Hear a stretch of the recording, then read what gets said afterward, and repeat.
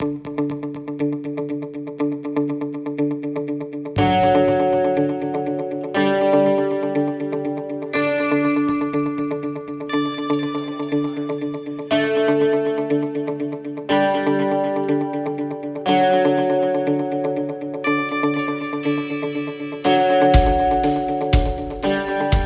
of made a big list of what gives me joy, what brings me joy, and what of those things could I potentially turn into a business.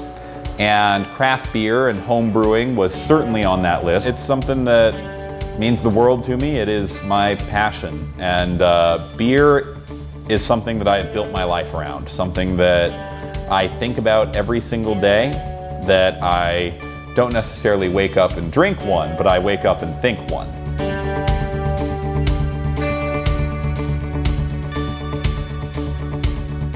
Local sourcing for ingredients of beer is kind of difficult.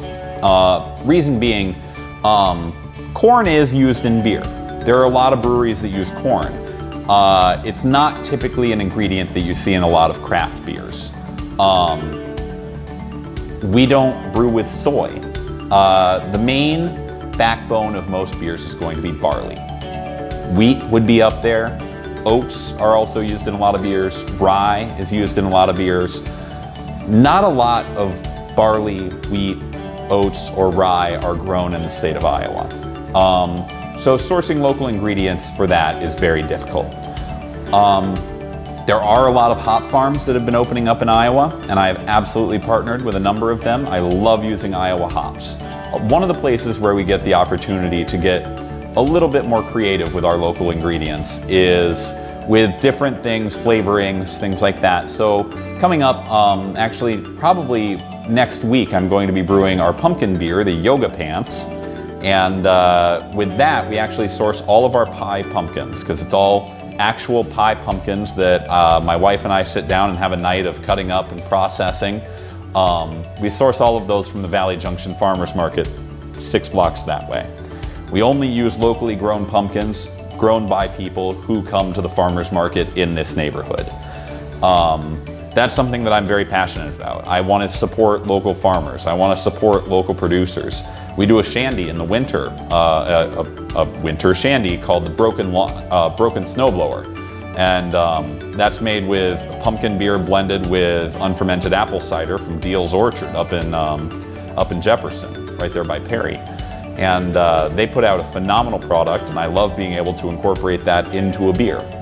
So local ingredients can be difficult, but one of the things that I also always remind people when they talk about local ingredients in beer, the #1 ingredient in any beer is water, and our water comes local. And every brewery in every state in every part of the world has completely different beer. If every single brewery in the world tried to make a beer off the exact same recipe, it would taste different at every single brewery.